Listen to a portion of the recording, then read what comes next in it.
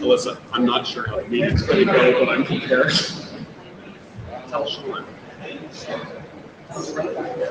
Put it in order.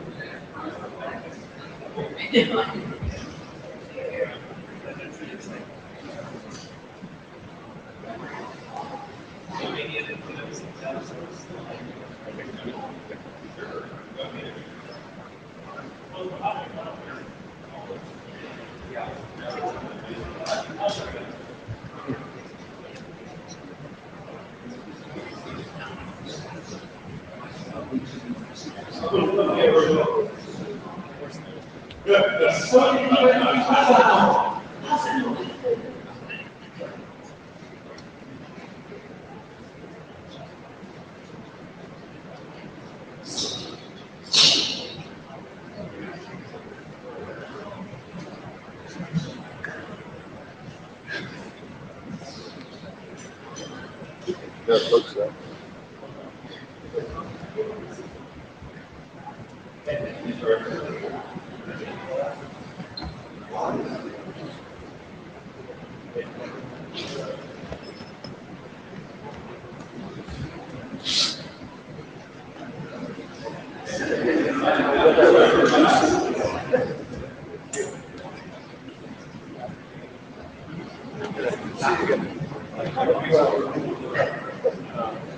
All right, folks, we'll be starting in just a moment, so if you can find your seats, find your power.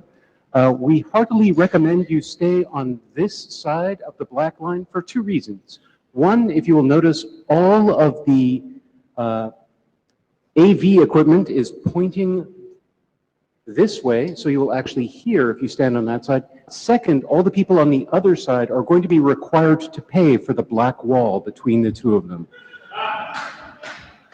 We're not quite sure how we're going to get the money from them, but we are sure which side is going to have to pay. So we encourage you to be on this side. Thank you very much.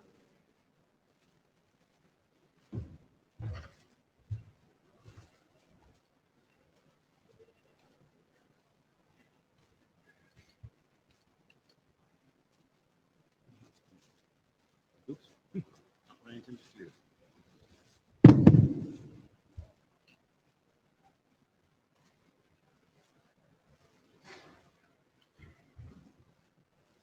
Do you want to talk while I run, or do you want to? Okay.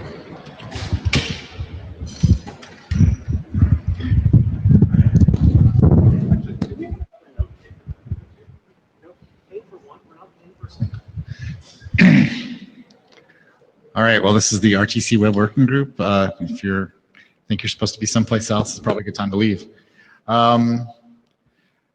Next slide. This is the high-level overview of what's going on. It's us, we're the chairs. I'm Sean, that's Ted, it's Colin behind me. Alyssa Cooper is our illustrious AD in the front row. We got some meet echo going on. We might have some remote participants, and if you're presenting, make sure to stand in a pink box. We have a red button just for you. We have an XMPB back channel. We need a Jabber scribe. We have a Jabber scribe, excellent. And we also have a minute taker. Thank you very much, sir. Yay. We also thank the people who provided the bribe for the minute taker. Yes. Thank you very much, Matt and Sean. Matt and Sean, thanks for the bribe. Everyone who's provided comments on the list, GitHub issues, etc. Thank you very much. I guess the next thing we need to do is thank Barry, who is our outgoing one of our outgoing art area directors. I do not see him here. He's not going to come. Well, we're going to give him a beer the next time we see him. So, all right. Unless we drink his beer. Unless we drink it. This is the Note Well. You should have all seen this by now. Note it well. Read it. There's a bunch of links in there about the things you need to do. The gist is that things are going to be recorded, both audio and visual. So make sure if you've got a statement that you understand what's going on. And if you don't want to follow this, you need to go. Next. And here's our agenda. I actually uploaded a new version that's got some links into the drafts that are actually related to each of these. But basically, we've got 2 days. And today we're going to kind of go through these, and then on Friday is the remaining part of JSON. So we're going to go through some working group status, we do some FEC, And then we do some IP address handling, and if we have time permitting, we're going to do a SDP and DTLS.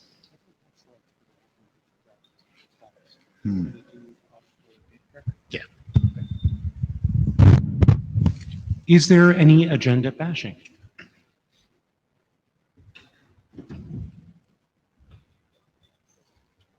Last point. Would you mind doing DTLS and SDP instead of the other way around? Sorry. I know we stack everything over everything, but I think it's correct in the agenda on the actually uploaded in the data tracker.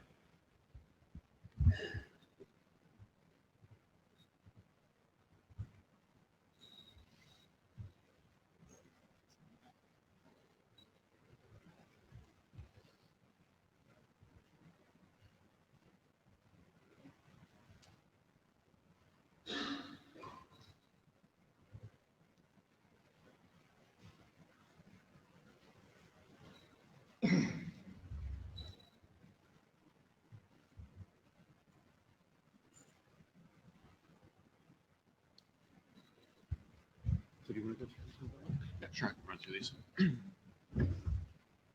So I'm going to mostly focus on the ones here that are, not already passed, that are out of the working group. So ALPN's moving along. Audio is, I think, largely only hung up on perhaps this remaining DTMF questions.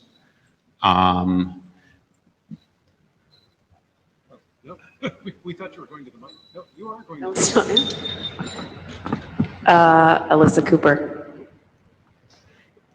So on ALPN, I sent comments in my AD review, but I don't believe I received a response. So it's not moving along fine. So the latest was that I missed the deadline, and you said, yes, those changes look fine. Please submit the next version of the draft when you get the opportunity. I haven't had the opportunity. I will do that right now. How does that sound? Great. And then we can just move along. Okay. Also, there's a couple of your documents are in a publication requested state for more than a year. I think they are above the ones that you are looking at now in the data tracker, so you might want to go over those as well. Or they're somewhere in the data tracker, so don't skip the ones that are in that state, please. Do you want to do this off of my draft? Okay. Okay. We might have to come back to those in a second. Audio codecs. Data channel, one of the many ones that's in the RFC editor queue with missing references for 453 days. I have a draft that's not meant to be an RFC, it's just a draft Jennings depths or something where you can see all the dependencies and interdependencies of the drafts. Much of our stuff falls back to being blocked on all of it being done at once at a certain degree. So I forget which ones exactly the data channel's blocked on. It may be the security, which is blocked on the other ones, but there's a bunch of documents that are just blocked on references, and we'll probably continue that way until until the ICE drafts, including the ICE trickle drafts, complete, and until the JSIP draft completes. Which if you see those authors, tell them to hurry up. These are the ones you wanted us to cover? Are these the ones? Yeah. Okay. Just Do we want to talk about? We talked about the security thing last time, right? so just on the data channel, can I? Yeah, Christian Gross.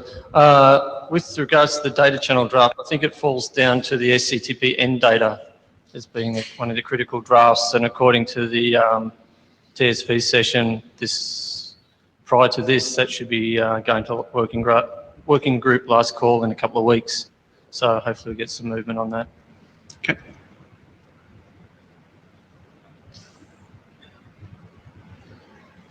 So the security drafts, if you remember last time, we did kind of like a blitzkrieg through the outstanding comments. And basically it's trying to get some very busy people's time to do some updates. I guess when I talked with them last, they basically said, we're like 98% of the way there. We're going to do a couple of tweaks. We're not going to rewrite the entire draft based on comments from, I guess, the apps area. So, or what was it? There was still an apps area. Yeah. So, Ecker. Yeah, I mean, obviously I'm a bad person and I should have worked on this harder. That said, I'm not going to. So at least not probably for several months. So if someone, I mean, the amount of work that has to be done is relatively modest, but it's also, I just don't have time for it right now. So if someone would like to volunteer to like help with clearing up some of the last open issues, that'd be helpful. Other than that, it'll be like sometime around Berlin. Okay, we're looking for volunteers now. I have an idea. He bribed us earlier. So Sean, have you got free time to do this? It sounded like yes. That sounded like a yes. Oh, excellent. Let's put that in the minutes that Sean Cooley is going to look at this 2 security drafts. Excellent. Thank you very much. Make sure there's a spelling error on that look.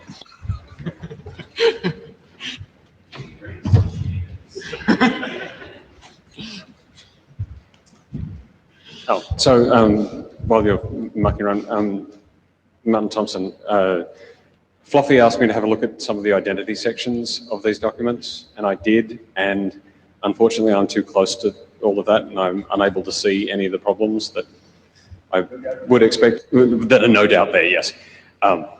So I need help on that as well, so. I'm sure that Sean will do an excellent job. I think that if we can find someone else to step up, that would be great too. So Ian, I noticed that you arrived late and weren't paying attention just then. Would you care to volunteer?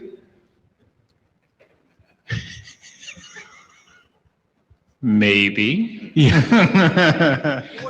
Basically, you need to go find Martin, ask Martin what sections of a particular draft that talk about identity need review by somebody who hasn't looked at it a lot.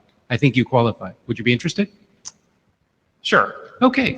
Write Ian's name down as another pressed into service, possibly not actual volunteer. Thank you very much.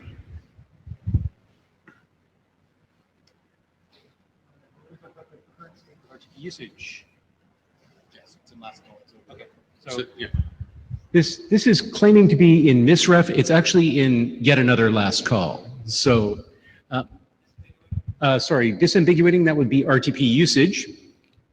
Interestingly enough, the state tracker doesn't have a please stop bothering me state. But if it did, surely we would be the highest user of it among current art working groups. But this went back into a last call after a small number of editorial and not so editorial changes. So it's in working group / IETF last call. So far, everything's going swimmingly, and we certainly expect it to continue so, at which point it will return to its current state. Just looking at dependency on, worth noting, it depends reference-wise on RTP multi-stream and multi-stream optimization.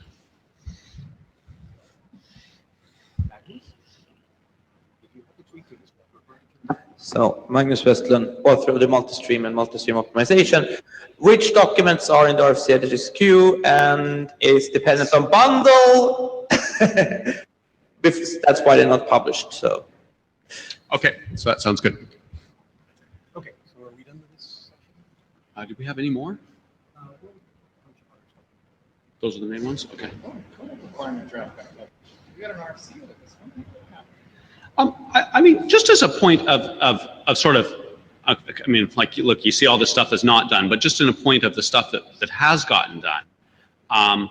When you go and like look at I mean, in the list of drafts we've been tracking as part of this working group, we're up to 20 published RFCs, and not directly from this working group, but of the WebRTC work as a whole. We're in a bunch that are at past last call, like probably over half, another 20 maybe, and another 10 or so that are not yet at working group last call. So I mean, we're closing in on the end here. Okay, we can see the light at the end of the tunnel.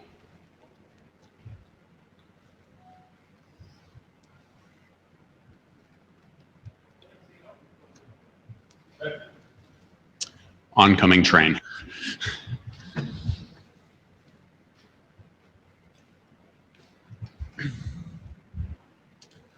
So, Justin.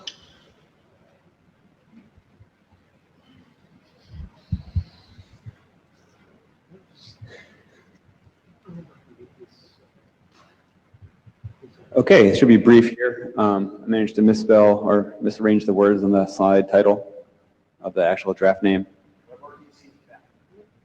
Yep. All right, so don't look for that document name. Anyway, next.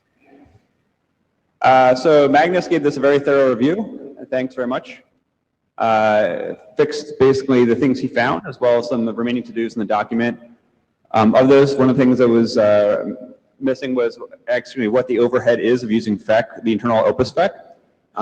We found that was about 20 to 30%, which is actually much better than some of the other possible mechanisms. So it's noted in the document.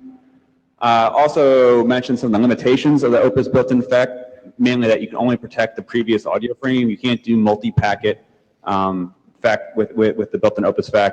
So if you want to do that, you roll it back to RFC 2198 style FEC. Also, Magnus asked for discussion of AMR, MAR, wideband, because those are things in the recommended audio codecs for interop document, which is a working group document. So those are now covered, as well as the various spec mechanisms that exist for AMR. And also, now that we have FlexFEC, which doesn't require the SSRC to be indicated in SDP, since it's indicated within the actual payload, we no longer need to include discussion of SSRC group and A equals SSRC attributes in this document. And it describes how FlexFEC can be used for the demultiplexing. Next. So, open issues.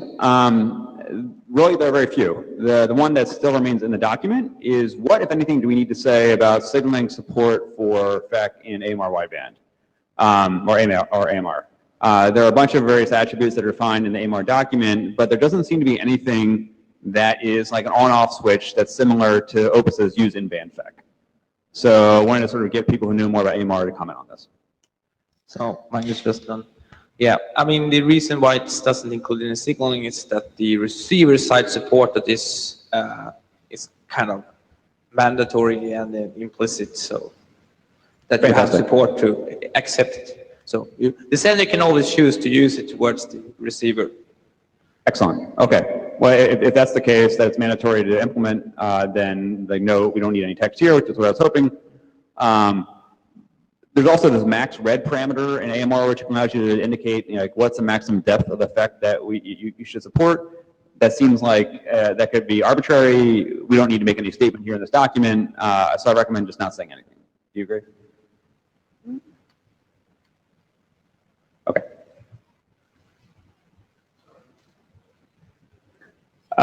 So we will not say anything about the what needs to be signaled to indicate you can in fact receive AMR wideband FEC, and we won't say anything about max read either. So with that, I will basically strike that last to do, and I believe the document will be ready for last call. Just to be clear, like Magnus is the only person who has reviewed the document in detail. So if we want to have additional reviews before last call, I guess we could call for that as well.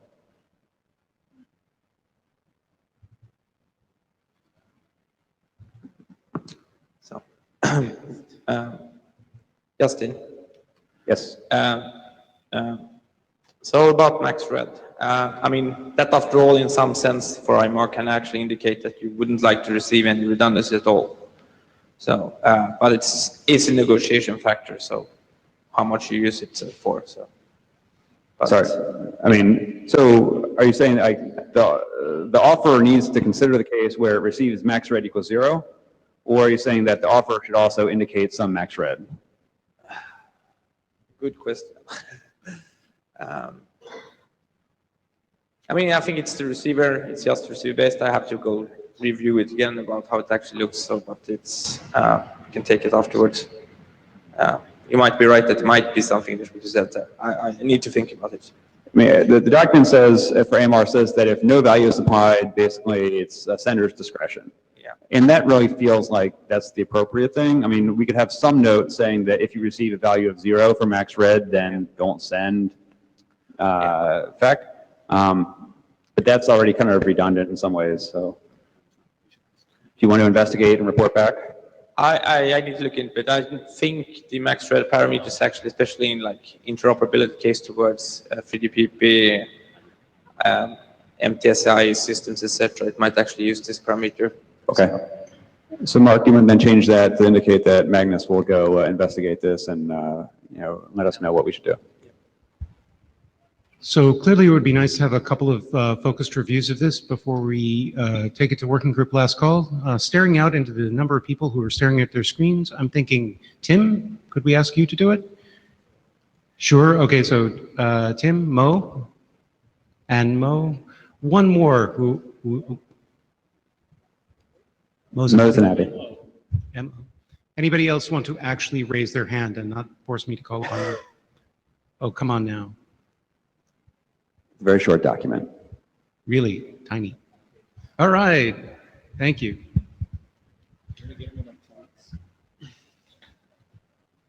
Hey, Justin, can you say anything about implementation status of that? Have you guys implemented? So we support the Opus in-band FEC, and we don't support the Flex FEC yet. So we support the recommended modes for audio for Opus basically, and that's really about it.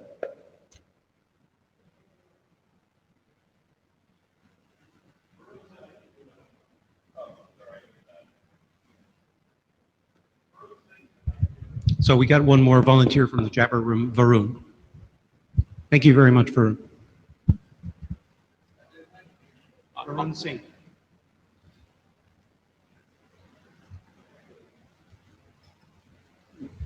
Could we return back to the beginning of this presentation? Oh, sure, just a second. I wanted to remind those of you who are on the left side of the room, from our point of view, that you have put yourself into the dead zone from the point of view of where all of the speakers are pointing.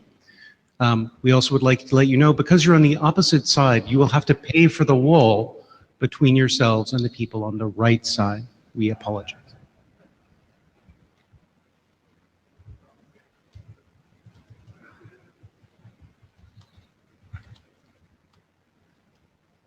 Okay, on from FEC on to handling of IP addresses. This time I actually got the document name right. Next. Okay, so for those of you reading email, when we discussed in Yokohama, this is the overall goal we were trying to achieve for this document. There were a bunch of different goals that we were trying to sort out the priority of, but the main thing is to prevent web pages from drive-by gathering addresses and using it for identifying if you were on a VPN. We also had a very strong sort of goal to make sure that, at least when this is on by default, it didn't degrade actual performance in actual real-world cases. And we actually rolled this out by default in Chrome recently and found that it did not, in fact, degrade performance, which was great. And also give users control that if they didn't like the defaults and needed additional privacy, behavior, there was well-defined ways of which that they could actually do that. Next. So this is what we came up with as a solution space. Basically 4 different modes, and modes 1 and 2 are sort of the default, and those are predicated based on whether the actual application has received permission from the user. And then modes 3 and 4 could be optionally enabled by the user if they want additional control over which IP addresses are disclosed. Next. So since Yokohama received a detailed review from Adam and Wendy, Wendy especially from the privacy perspective, and overall very positive reviews. Adam had a lot of text and other good suggestions that were now incorporated into this most recent document. In particular, probably the most substantial change, and I'll talk about this in detail later, was the part where we talk about why we couple network permission with camera and mic permission. It was a little hand-wavy before. Now, thanks to Adam, it's a more robust argument. And I'll talk about that in a future slide. Also discussion of whether we have proxies that aren't TCP proxies, and I'll talk about that in more detail later as well. added a bunch of references, and then a number of editorial things that Adam turned up. Next. Okay, so I'll let you read this for a little bit. The main thing is the old text basically made a bit of a hand-wavy thing about how access to the actual video camera information is more sensitive than the IP address information, and therefore this coupling therefore should follow directly from that. The new text basically explains a bit more of like how we arrived here, namely that this is a very difficult thing to kind of explain to users, and that we found after considering all the possibilities, this actually made the most sense.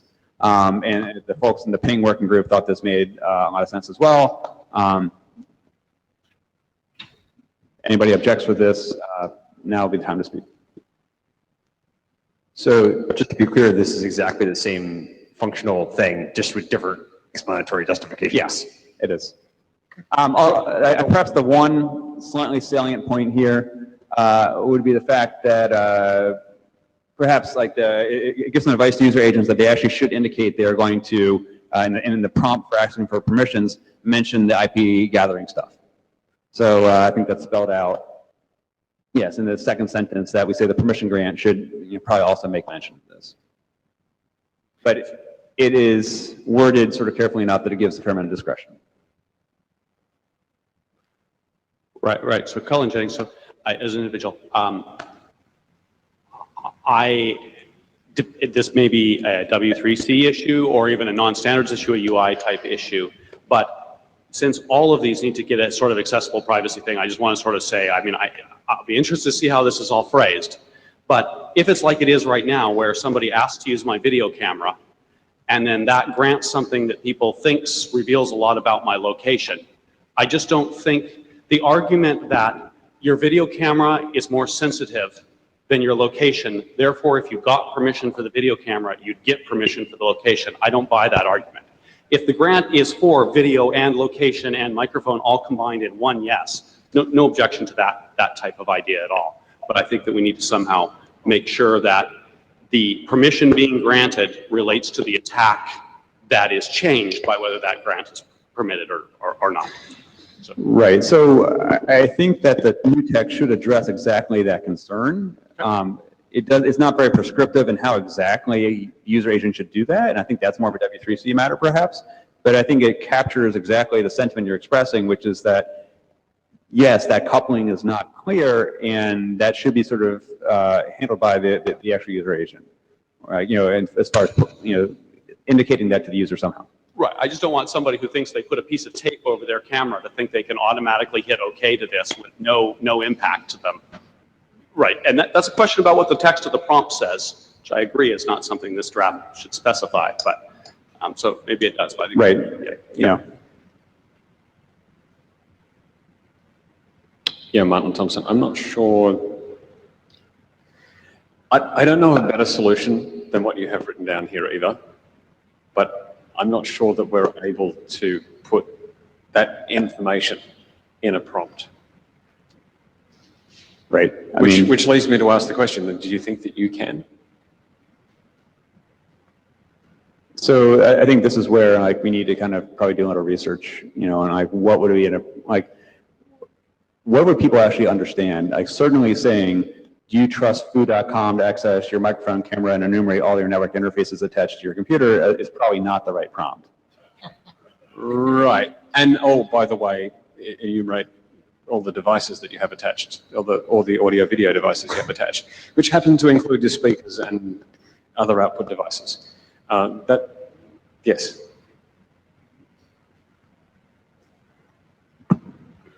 Alyssa Cooper, as an individual, I think it's such a slippery slope to start talking about this in this draft because, the other way you could read this is actually not that anything would change about the prompt at all. It's just that, what this is saying is that implicitly, when you accept a prompt that asks you about the camera and microphone, most people are willing to accept the addition of their local addresses as well. Right. It has the same functional, in fact, Well, I don't, I don't actually see the words here that say this will appear in the prompt. That's, No intention. That's what I said. okay. So I guess the real issue that I have is that there are certainly cases where that's not true at all, right? Like where you're totally fine sharing your video and you're not totally fine sharing your location. And so if you're going to go down the path of talking about this, then you also need to talk about that. And that's unpleasant because we don't want to talk about all these different cases when we have nothing to do with about them really. But you don't want to give the false impression that that's not a real case because it is a real case. sorry, I mean, the document does sort of consider, the whole purpose of this document is to basically consider these cases. So like, I think the document does, you know, at least try to consider, you know, the balance that's trying to be, you know, eked out here of, you know, how we can sort of have something that is either understandable and also provide the privacy protection that we desire. You know, it's not trying to be super prescriptive on exactly what UI is put in front of the user because I think that's really outside the, you know, the scope of this group. But as far as like making it clear that it's not like certainly I think the new text is better than the old text. And, you know, perhaps there are some things in the new text we would want to consider, you know, wordsmith some more. But I think it does try to sort of explain that, yes, it is not a simple thing of like, yes, if you're going to give video, that definitely means that it's okay to give, you know, your network information. And, you know, we could sort of litigate exactly what does expanding the consent to include the network permission grant exactly mean. But I don't think we can be super prescriptive at this light. So would you be okay with saying explicitly include? I think the problem that people are having is that it is an implicit inclusion in some of these cases, and that as a result of which they don't believe people understand what's being consented to. If it said explicit, would you be okay and would they be okay? What do you, I don't understand your proposal. If we said here that this permission grant be expanded to explicitly include consent to allow WebRTC2, so that the consent change from camera and microphone to camera, microphone, network location was an explicit part of the consent. However, that's presented in the UI, that's outside of our thing. Would that change your opinion of where we are? But I thought the whole point is that it's not explicit and that everybody agrees that there's no good way to explain this, so it won't be made explicit. Then I don't understand what proposal you're making, because I thought you were proposing that it be made explicit. I am not proposing that. What I'm proposing is that I think I'm in the realm of the wordsmithing to make it clear that this is one case and that it's maybe even not even the general case. I don't know. When you say one case versus the general case, like what do you have specifically in mind? The case where I'm okay sharing my video and not my location. Right. So like, and one of the ways that we've tried to approach this is by having the other modes that people who knowingly are in those cases could use to have that specific control of like that no information that would perhaps be location sensitive would ever be given out. But whether that could be done, like whether that can be intimated in a prompt, I think is really like an unresolved question. Yeah, probably not, I guess. I mean, I think my view of this just is, this is a tool that fits into a bigger system. And the only thing that we can really evaluate is whether the privacy characteristics of the whole system. So, you know, I think whether I support this as is or not depends on what the rest of the system looks like. And we're going to need to evolve that along a little bit and see it. But if it's a system where no sane user would think there was any location thing here or there, then I don't think we're protecting anything, and this solution isn't appropriate. Because either you don't care about protecting anything, in which case it should just be a different mode, or you do care about protecting it, in which case this fails to protect it. So I'm just sort of flagging that as we see how the whole solution, I mean, I think the draft and the text and the modes 3 and 4 and the fact that browsers are providing APIs for things that definitely know they want to be in a certain mode, like Tor browser or Tor button, are great. But whether for the default mainstream privacy, whether this works or not is hard to say without understanding what the prompt's going to look like and the rest of the pieces. Right. I just feel like it's outside the remit of this working group to be designing UI for browsers. So. Totally. But evaluating whether this works or not to meet the privacy requirements of IETF is within the context of the system it's going to be used in, which includes that. That's all I'm saying. It's hard. I'm not saying we should design the prompt at all. Sure. I'm saying we need to understand that prompt a little bit. If the prompts, what that prompt looked like would greatly influence this discussion. Harald Alderstrand, speaking to the separation of concerns idea. I believe that that the discussion of what advice to give to UI implementers is an area which the W3C has, how to say it, given a lot of thought to, and has generally come down on saying, no, you can't dictate to what the UI should be. You have to write advice on what you want the UI to accomplish. And I think that point one, we should heed that and say what we want to accomplish rather than what the UI should look like. And point two, the details of one level detail down should be in the W3C documents, not in the IETF documents. I'm frankly a little surprised we're having this discussion. So, 6 months ago, we were like all totally cool with just like exfiltrating all this data to any piece of JavaScript on the web. And so we're now discussing the conditions under which we will not exfiltrate also the same data, which we were totally cool with 6 months ago, like exactly what level of informed user consent we want the user to give. Similarly, when we discussed this last time, I think there was an uneasy agreement that users were not really willing to respond to more than one prompt, and that no sane person could possibly have explained to them, like, this is going to reveal their IP address in some prompt and make any sense of it. I mean, it's perfectly fine if there's some question mark that they click to, and then along with like the doesn't create a bailment and advising liability, it also says it reveals your IP address. But like, it's clearly not going to go in the front thing. So maybe people have some material objection to one of those two statements and think that the system should behave differently. If so, then great. If the issue is that the rationale that just happens to come up here for why this quite yucky, but nevertheless, I think a reasonable compromise has been reached, that's like really quite different. And if that's the objection, then I suggest we simply remove this text entirely and say, we recommend that, I mean, I use text is fine, by the way, just to be clear. But if rather than relitigate it for the next hour, I suggest we simply remove this text entirely and say, you know, browsers are encouraged to obtain some method of user consent at their discretion before moving into mode 3 or 4, whatever it is. I will say that basically, from my perspective, whether that consent is informed or not, any dialogue whatsoever has a very substantial deterrent effect on the drive-by case that we're most concerned with here. So I think rat-holing on whether the user knows exactly what's going on when there's no hope of actually explaining what's going on is just really quite silly. Yeah, Martin Thompson, in terms of material effect on privacy, that dialogue is going to do far more than anything else that we have here.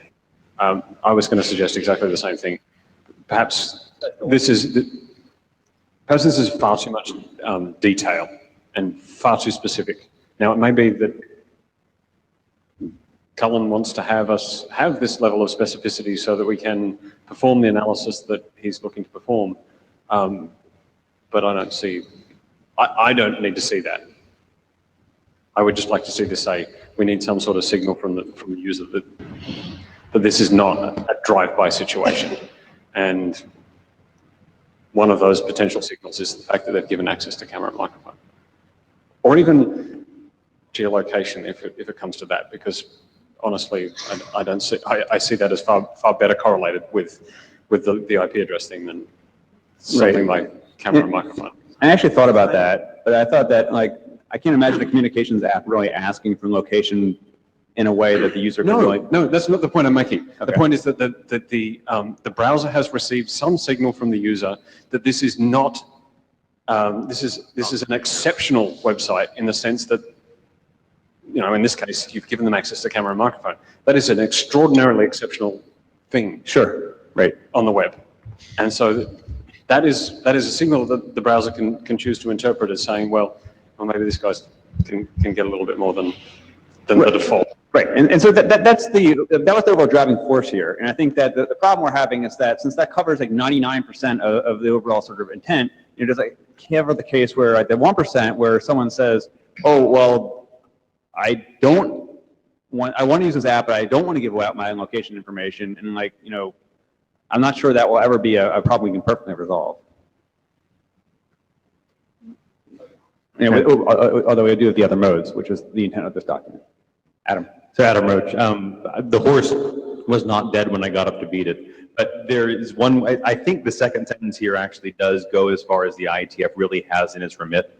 I think that, you know, saying that we're going to have a combined grant is all we really need. And then the specification of how that grant is presented is something that's more W3 and implementation. And I think this gives enough of a hole to throw it over the wall to W3 and have the final bits ironed out there. Mosinati. So I'm not really seeing how difficult this is because if I look at today, I pop up a Firefox page and start WebRTC. It gives me, you know, do you consent to share your microphone, and it tells me a drop down of what microphones are available, the camera, and a drop down of what cameras are available. Why couldn't the third bullet be network addresses, a drop down all or only primary? It seems so simple. And even if you don't allow selection or explicit consent to be combined, at least having notification that when you're sharing these things, you will also share your network address. That seems to me to be a simple thing that most users would understand, and it's not rocket science for a user to figure out what they're doing. What are you going to fix it to?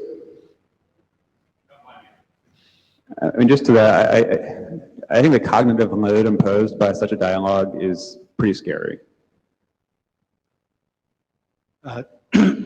Ted Hardy, individual and no doubt heavily cognitively loaded. Sorry about that. So I disagree pretty strongly with Martin Thompson's characterization of this, and I think I agree far more strongly with Ecker's. And I think the problem with this isn't that we're, you know, desperate to go and give people UI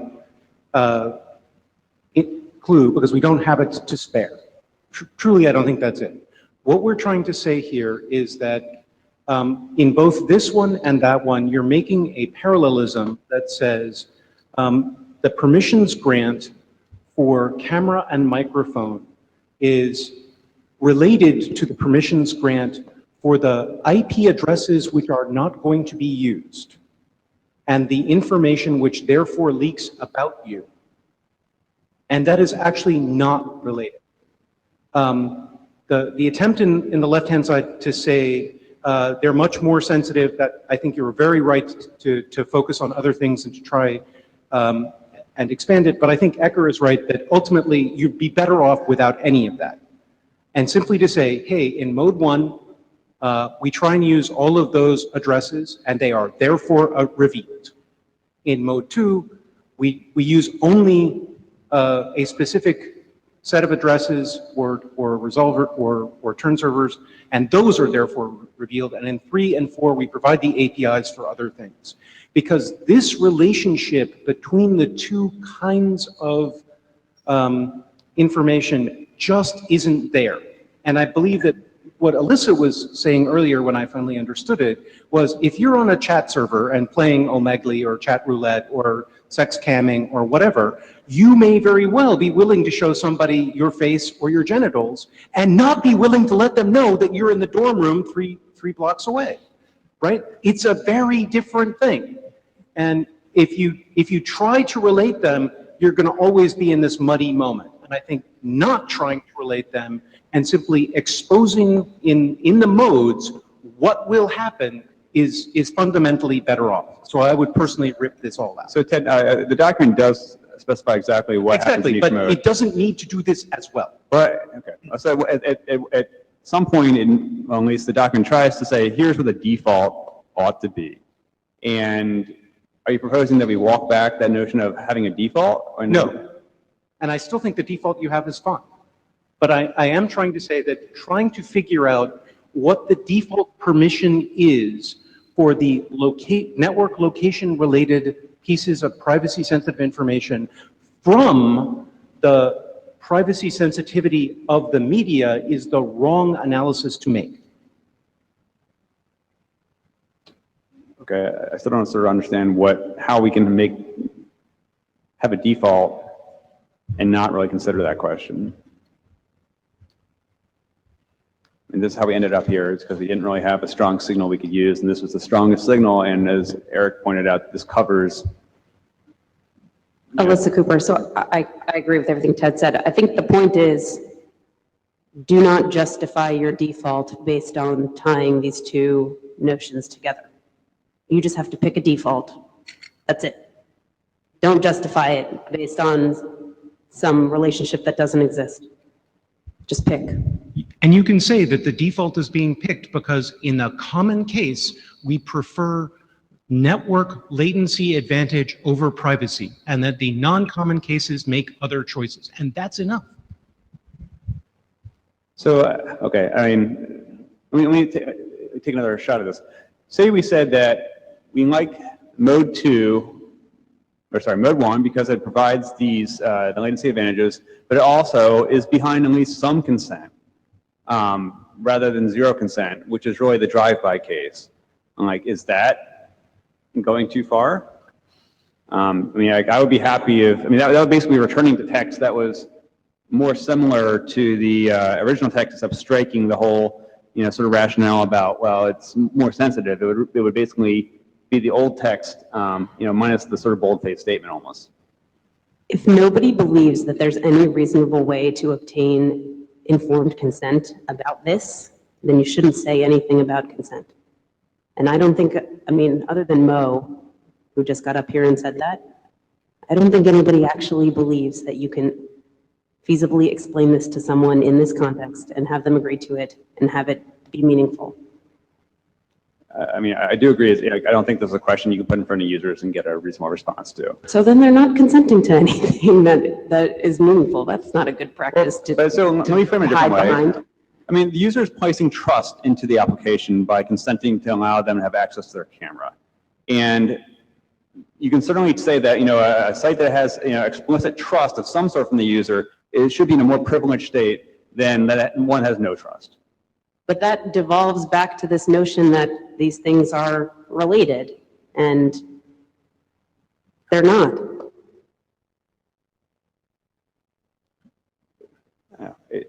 It seems like of the various, we consider various options, and this was the least bad option. And, I think it's also a very workable option. We actually saw, drive-by usage of harvesting go down substantially in Chrome once we actually did this. So I feel like, if we look at this too carefully, we may actually be kind of overanalyzing it and missing kind of like the fact that it's actually solving the core problem here. So the argument isn't change the default. The argument is get rid of the false rationale for the default that's written in the document. That's it. Okay. Okay.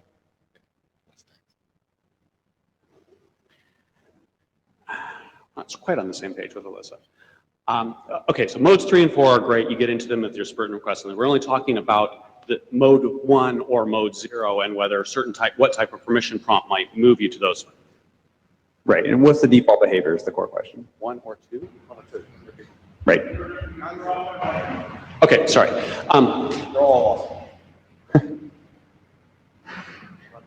Oh, sorry. The other slides or drafts, they're numbered differently. I understand why I'm confused now. Okay, so 1 or 2. So now for applications, particularly ones that are like a chat application or peer-to-peer application that don't have any audio or video involved at all, there is real costs of this requiring this permission. And maybe they'll just ask for it and people will not grant it because it'll just be creepy that your IM application is asking for access to your camera. So there is impact on doing that. So this is one of the things that I've wondered about on this is we're trying to solve a problem which, because we can't, if the network, if we could explain network location in the prompt, and the words network location might work. You're granting camera, mic, and network location. That's three different things, one thing. Or location. I'd be interested to see someone really dig in deep and see whether actually users could comprehend that as a thing. But if we're not doing that, we're not protecting it all from the original problem that drove us to this. We're basically just punting on it.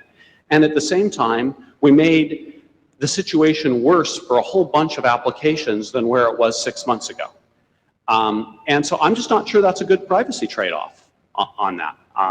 And I don't know where we can go on that. I think we need to do it. Now, if we are solving the problem that we thought we were solving of this location stuff, then it'd be fine. But I don't see how, if we don't mention anything about that in the prompt, how we'd possibly be solving that. Martin Thompson, I think I agree with what Alyssa said on this one. We should just rip out any talk of what it takes to get from 2 to 3 to 4 to 1 and let the browsers work that out at this point. I can't see anything. I got up, though, to object to the idea that trust is fungible. The idea that you've given them you trust someone to access a particular microphone it has no bearing whatsoever on whether you trust them with your location or anything else. I think that's an important thing to get drummed into people's heads. Okay.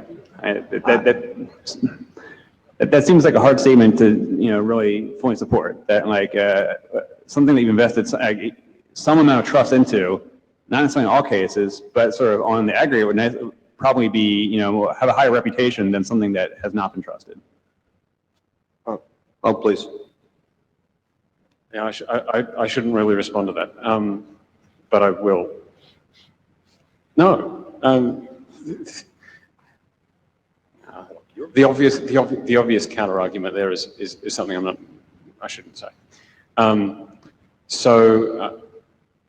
That's all the example was seen, although contrived as they are, sort of run counter to that.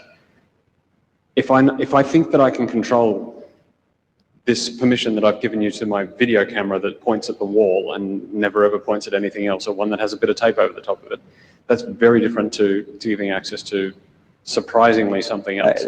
Sure, that's true, but that's a cherry-picked case. I mean, in the aggregate form, I think that the whole basis of this whole... I don't buy that. I think we'll just disagree on that one. Okay.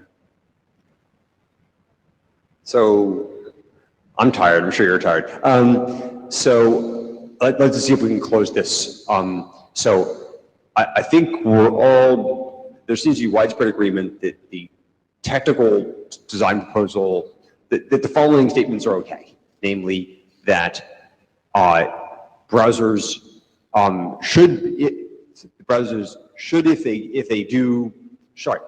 should be allowed to go into mode 1 if they do this user consent for even the camera microphone, namely this user interaction. It may be the case that browsers should also be allowed to go into mode 1 without doing that or not. So I guess the primary purpose, as far as I can tell, of this material here that we're debating is two things. One, to say what browsers can and cannot do, if necessary, and the second is to rationalize why we might say they can and cannot do it. My sense is that the people in the room would largely be okay saying essentially nothing here, or either giving browsers direction to do what they wanted, or alternately saying that browsers, might consider a user interaction prior to giving access to mode 1. Do you think we need to say something stronger than that, or do you just think? What is the normative force of what you're trying to get out of here?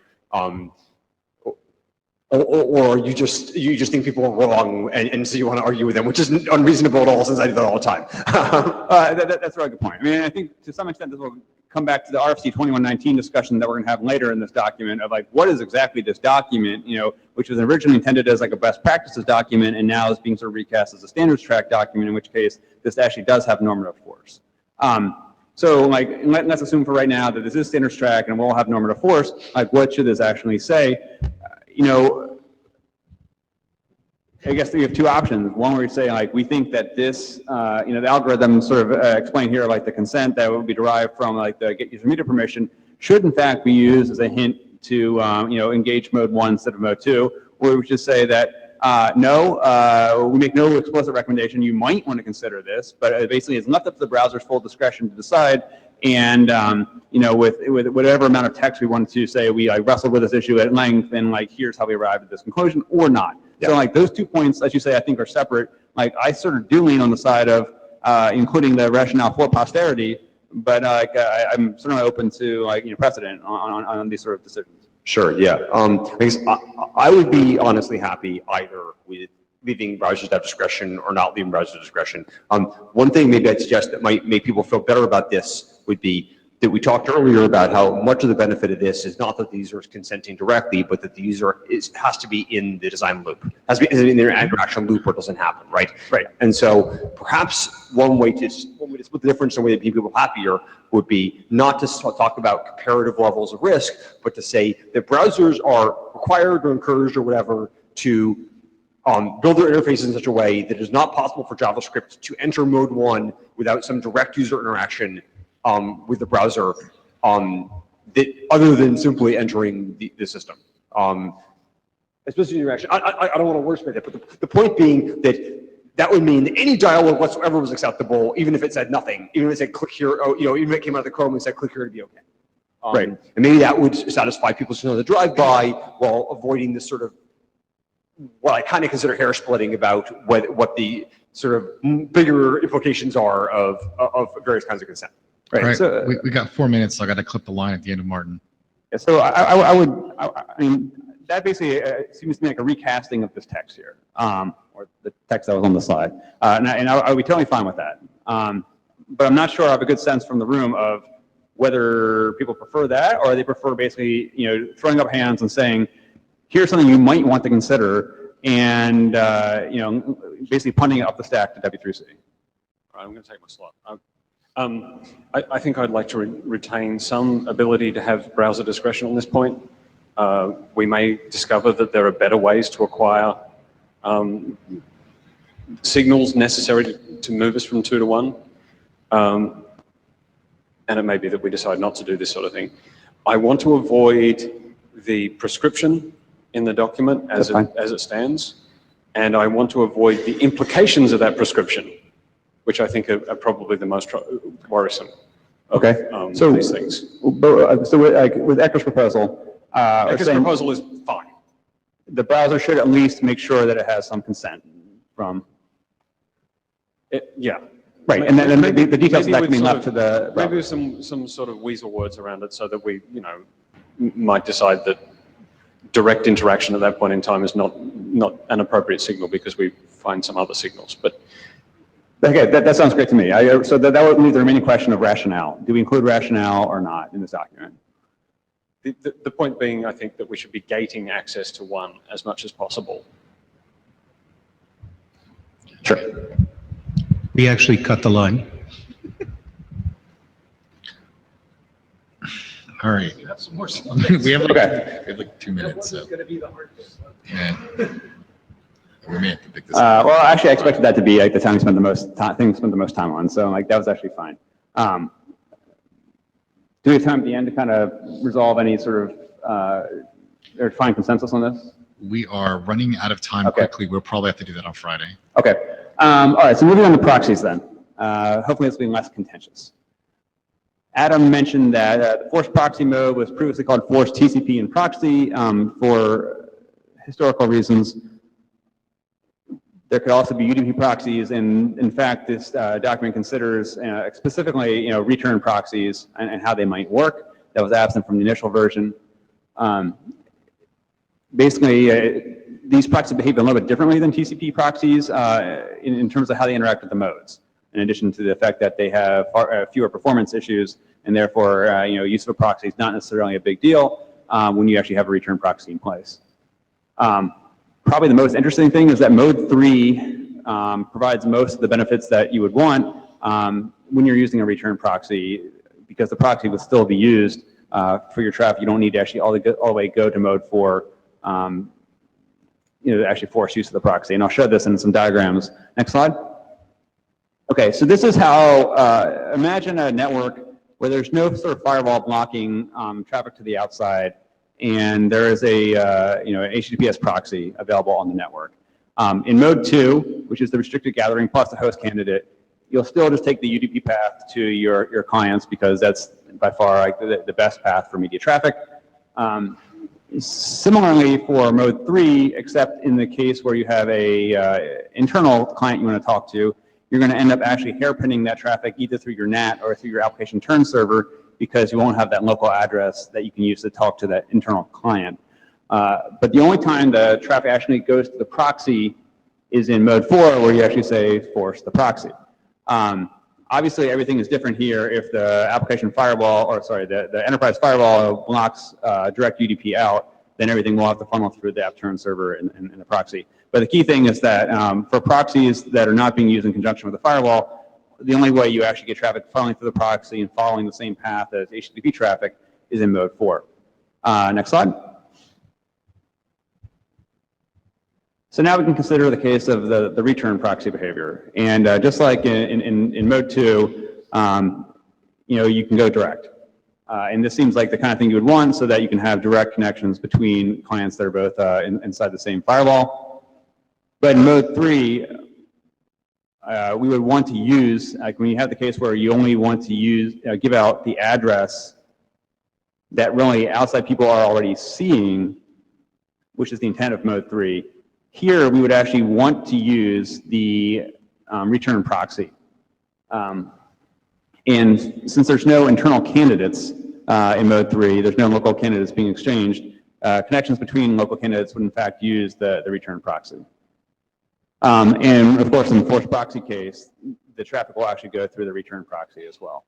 So, if you compare between this slide and the previous slide, you'll see that the restricted gathering thing is a little bit different, in which case the return proxy will actually be used for the, inside the firewall case. All right. Next slide. So moving along, this came up on the mailing list. What do the words must and should mean in lowercase, which this document uses largely because I hadn't really taken the time to consider exactly how a best common practices document should be written, which spawned a very large discussion across the IETF mailing list, which came to, I think, the conclusion that must and lowercase must actually do mean different things, which in some ways are orthogonal to what is the ultimate fate of this document. And the two questions to be considered here are, is this a standards track document or not? And if it's a standards track document, shouldn't it be prescriptive by using 2119 language about the recommendations that it makes? Harold proposes that yes, it should be standards track, similar to like the audio and video requirements, and it ought to actually use 2119 language. And some examples, one particular example that was given was the topic we've discussed ad nauseum around permission granting, ought to be made into 2119 language. So before we take the line, I'm going to point out that the meeting actually is now running over time, so you're missing your beverage break. But I have a question for our illustrious area director. So illustrious area director, given that this could have been part of JSEP had we not wanted to be able to rev it independently, are you okay with this being a standards track document? Yes. Okay. Is there anybody in the audience who wishes to go against the word of our illustrious area director and our former IETF chair that this is an appropriate standards track document? Okay, nobody leapt to the microphone who hadn't already left the room. Sure, I may have cast that slightly badly, but we'll ask on the mailing list again. Given the previous discussion on consent, and the fact that, let's not read too much into these particular examples, given that. I think that the right thing for us to do is to ask the author to take into account the obvious consensus to move this to standards track and more prescriptive language as a result, and to come up with language for us to consider in a pull request on Friday or on the mailing list. Is everybody okay with that? Yeah, and I just want to point out, Justin, I mean, even if we never were prescriptive about which mode to use when, and we just defined what the modes were and some other document specified those, it'd still be perfectly reasonable to have the standard tracks document. So sure, that's an independent decision. Yeah. Okay. I think that's it. Next, anything? I don't believe there is a next slide. Oh, yeah, so. Oh, sorry. Definitely, they'll be publishing a new version at some point. So we will talk to Justin offline about whether we might hope for a quick pull request on this most recent slide before Friday. Otherwise, it will happen on the mailing list. Sorry for keeping you overtime. Please stick around for Friday. More fun then.